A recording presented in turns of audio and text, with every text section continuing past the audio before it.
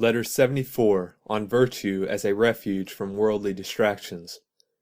Your letter has given me pleasure, and has roused me from sluggishness. It has also prompted my memory, which has been for some time slack and nerveless.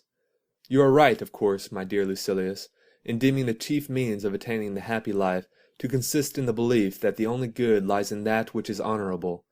For anyone who deems other things to be good puts himself in the power of fortune, and goes under the control of another. But he who has in every case defined the good by the honorable is happy with an inward happiness. One man is saddened when his children die, another is anxious when they become ill, a third is embittered when they do something disgraceful, or suffer a taint in their reputation. One man, you will observe, is tortured by passion for his neighbor's wife, another by passion for his own. You will find men who are completely upset by failure to win an election, and others who are actually plagued by the offices which they have won. But the largest throng of unhappy men among the host of mortals are those whom the expectation of death, which threatens them on every hand, drives to despair. For there is no quarter from which death may not approach. Hence, like soldiers scouting in the enemy's country, they must look about in all directions, and turn their heads at every sound. Unless the breast be rid of this fear, one lives with a palpitating heart. You will readily recall those who have been driven into exile and dispossessed of their property. You will also recall, and this is the most serious kind of destitution, those who are poor in the midst of their riches. You will recall men who have suffered shipwreck, or those whose sufferings resemble shipwreck, for they were untroubled and at ease, when the anger, or perhaps the envy of the populace, a missile most deadly to those in high places, dismantled them like a storm which is wont to rise when one is most confident of continued calm, or like a sudden stroke of lightning which even causes the region round about it to tremble. For just as anyone who stands near the bolt is stunned, and resembles one who is struck so in these sudden and violent mishaps, although but one person is overwhelmed by the disaster, the rest are overwhelmed by fear, and the possibility that they may suffer makes them as downcast as the actual sufferer. Every man is troubled in spirit by evils that come suddenly upon his neighbor. Like birds who cower even at the whir of an empty sling, we are distracted by mere sounds as well as by blows. No man, therefore, can be happy if he yields himself up to such foolish fancies. For nothing brings happiness unless it also brings calm. It is a bad sort of existence that is spent in apprehension. Whoever has largely surrendered himself to the power of fortune has made for himself a huge web of disquietude, from which he cannot get free. If one would win a way to safety, there is but one road, to despise externals and to be contented with that which is honorable.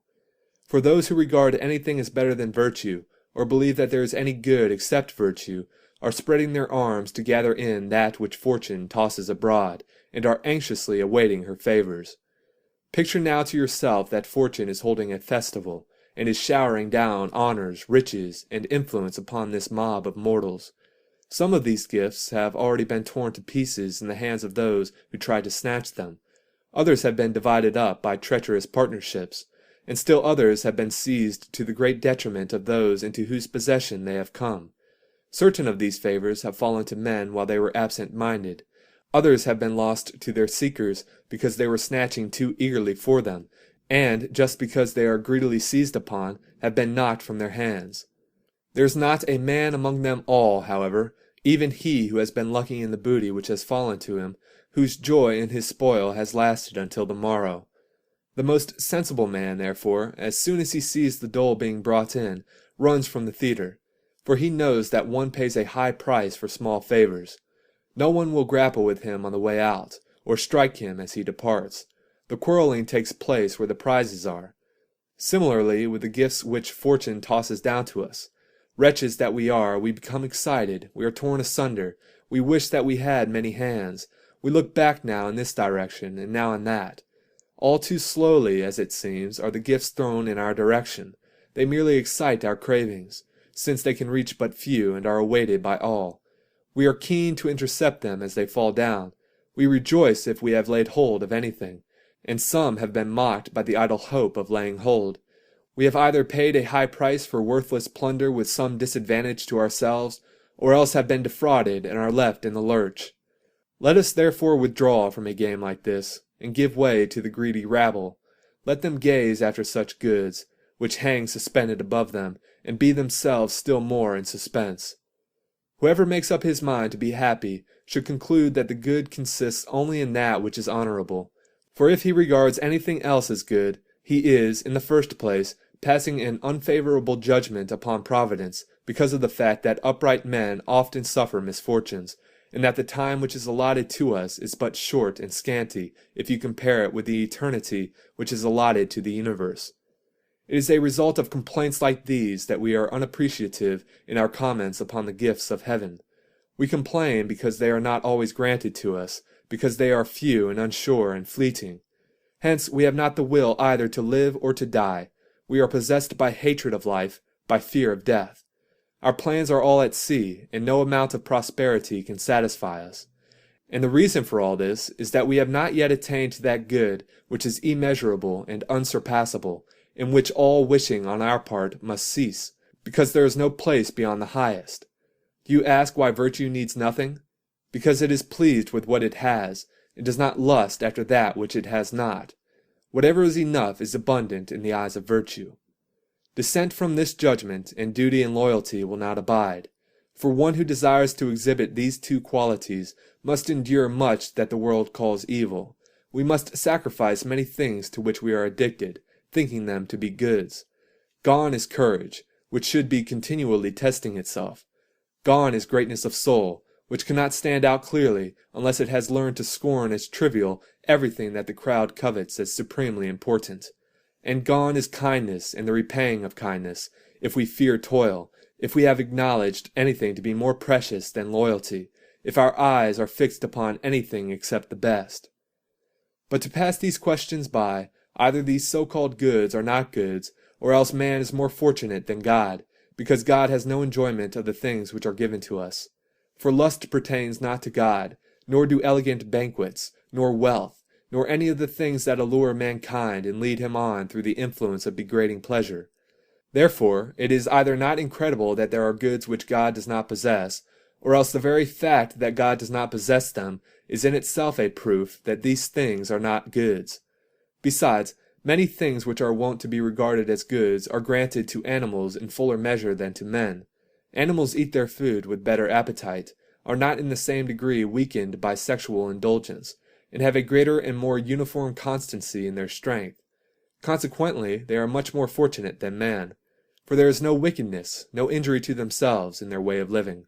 They enjoy their pleasures, and they take them more often and more easily, without any of the fear that results from shame or regret. This being so, you should consider whether one has a right to call anything good in which God is outdone by man. Let us limit the supreme good to the soul.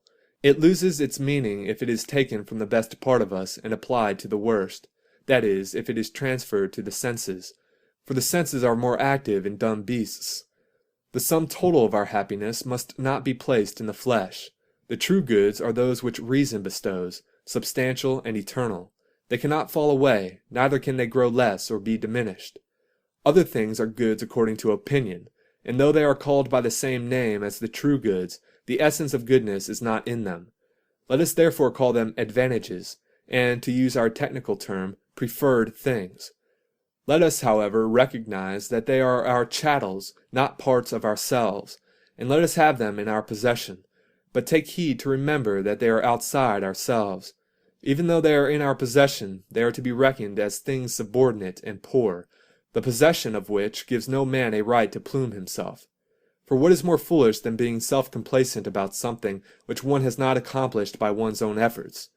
Let everything of this nature be added to us, and not stick fast to us, so that, if it is withdrawn, it may come away without tearing off any part of us.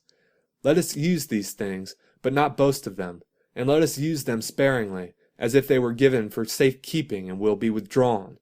Anyone who does not employ reason in his possession of them never keeps them long, for prosperity of itself, if uncontrolled by reason, overwhelms itself. If anyone has put his trust in goods that are most fleeting, he is soon bereft of them, and, to avoid being bereft, he suffers distress. Few men have been permitted to lay aside prosperity gently. The rest all fall, together with the things amid which they have come into eminence, and they are weighted down by the very things which had before exalted them. For this reason foresight must be brought into play, to insist upon a limit or upon frugality in the use of these things, since license overthrows and destroys its own abundance. That which has no limit has never endured, unless reason, which sets limits, has held it in check. The fate of many cities will prove the truth of this. Their sway has ceased at the very prime because they were given to luxury, and excess has ruined all that had been won by virtue. We should fortify ourselves against such calamities, but no wall can be erected against fortune which she cannot take by storm. Let us strengthen our inner defenses. If the inner part be safe, man can be attacked, but never captured. Do you wish to know what this weapon of defense is? It is the ability to refrain from chafing over whatever happens to one, of knowing that the very agencies which seem to bring harm are working for the preservation of the world, and are a part of the scheme for bringing to fulfillment the order of the universe and its functions. Let man be pleased with whatever has pleased God.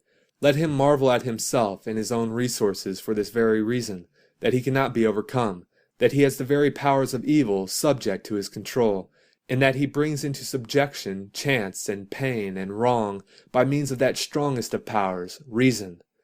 Love reason. The love of reason will arm you against the greatest hardships. Wild beasts dash against the hunter's spear through love of their young, and it is their wildness and their unpremeditated onrush that keep them from being tamed.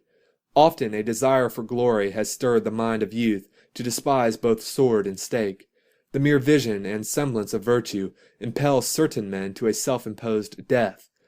In proportion as reason is stouter and steadier than ally of these emotions, so much the more forcefully will she make her way through the midst of utter terrors and dangers. Men say to us, "You are mistaken if you maintain that nothing is a good except that which is honorable. A defense like this will not make you safe from fortune and free from her assaults. For you maintain that dutiful children and a well-governed country and good parents are to be reckoned as goods, but you cannot see these dear objects in danger and be yourself at ease. Your calm will be disturbed by a siege conducted against your country, by the death of your children, or by the enslaving of your parents." I will first state what we Stoics usually reply to these objectors, and then will add what additional answer should, in my opinion, be given. The situation is entirely different in the case of goods whose loss entails some hardship substituted in their place.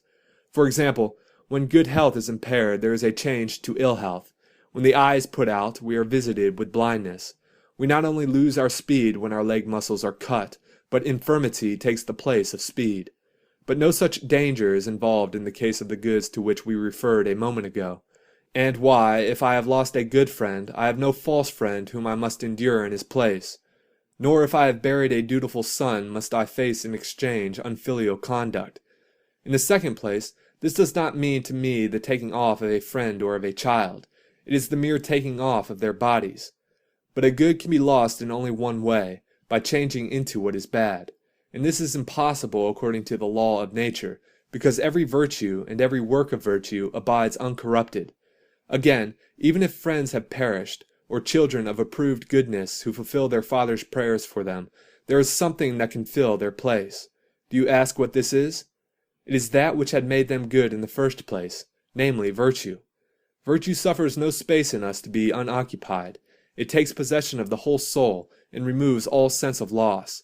It alone is sufficient, for the strength and beginnings of all goods exist in virtue herself. What does it matter if running water is cut off and flows away, as long as the fountain from which it has flowed is unharmed? You will not maintain that a man's life is more just if his children are unharmed than if they have passed away, nor yet better appointed, nor more intelligent, nor more honorable, therefore no better either. The addition of friends does not make one wiser, nor does their taking away make one more foolish, therefore not happier or more wretched either. As long as your virtue is unharmed, you will not feel the loss of anything that has been withdrawn from you. You may say, "Come now, is not a man happier when girt about with a large company of friends and children?" Why should this be so? For the supreme good is neither impaired nor increased thereby. It abides within its own limits, no matter how fortune has conducted herself. Whether a long old age falls to one's lot, or whether the end comes on this side of old age, the measure of the supreme good is unvaried, in spite of the difference in years. Whether you draw a larger or a smaller circle, its size affects its area, not its shape. One circle may remain as it is for a long time, while you may contract the other forthwith, or even merge it completely with the sand in which it was drawn, yet each circle has had the same shape. That which is straight is not judged by its size, nor by its number, or by its duration. It can no more be made longer than it can be made shorter. Scale down the honorable life as much as you like from the full 100 years, and reduce it to a single day. It is equally honorable. Sometimes virtue is widespread, governing kingdoms, cities, and provinces, creating laws, developing friendships, and regulating the duties that hold good between relatives and children. At other times it is limited by the narrow bounds of poverty, exile, or bereavement. But it is no smaller when it is reduced from prouder heights to a private station, from a royal palace to a humble dwelling, or when from a general and broad jurisdiction it is gathered into the narrow limits of a private house or a tiny corner. Virtue is just as great, even when it has retreated within itself and is shut in on all sides. For its spirit is no less great and upright, its sagacity no less complete, its justice no less inflexible. It is, therefore, equally happy. For happiness has its abode in one place only, namely, in the mind itself, and is noble, steadfast, and calm. And this state cannot be attained without a knowledge of things divine and human. The other answer which I promised to make to your objection follows from this reasoning. The wise man is not distressed by the loss of children or of friends, for he endures their death in the same spirit in which he awaits his own, and he fears the one as little as he grieves for the other, for the underlying principle of virtue is conformity. All the works of virtue are in harmony and agreement with virtue itself, but this harmony is lost if the soul, which ought to be uplifted, is cast down by grief or a sense of loss. It is ever a dishonor for a man to be troubled and fretted, to be numbed when there is any call for activity. For that which is honorable is free from care and untrammeled, is unafraid, and stands girt for action. What, you ask, will the wise man experience no emotion like disturbance of spirit? Will not his features change color, his countenance be agitated, and his limbs grow cold? And there are other things which we do, not under the influence of the will, but unconsciously, and as the result of a sort of natural impulse. I admit that this is true, but the sage will retain the firm belief that none of these things is evil, or important enough to make a healthy mind break down. Whatever shall remain to be done, virtue can do with courage and readiness. For anyone would admit that it is a mark of folly to do in a slothful and rebellious spirit whatever one has to do, or to direct the body in one direction and the mind in another, and thus to be torn between utterly conflicting emotions. For folly is despised precisely because of the things for which she vaunts and admires herself, and she does not do gladly even those things in which she prides herself. But if folly fears some evil, she is burdened by it in the very moment of awaiting it, just as if it had actually come, already suffering in apprehension whatever she fears she may suffer. Just as in the body, symptoms of latent ill health precede the disease, there is, for example, a certain weak sluggishness, a lassitude which is not the result of any work, a trembling and a shivering that pervades the limbs. So the feeble spirit is shaken by its ills a long time before it is overcome by them. It anticipates them, and totters before its time. But what is greater madness than to be tortured by the future, and not to save your strength for the actual suffering, but to invite and bring on wretchedness? If you cannot be rid of it, you ought at least to postpone it. Will you not understand that no man should be tormented by the future? The man who has been told that he will have to endure torture 50 years from now is not disturbed thereby, unless he has leaped over the intervening years and has projected himself into the trouble that is destined to arrive a generation later. In the same way, souls that enjoy being sick and that seize upon excuses for sorrow are saddened by events long past and effaced from the records. Past and future are both absent. We feel neither of them. But there can be no pain except as the result of what you feel. Farewell.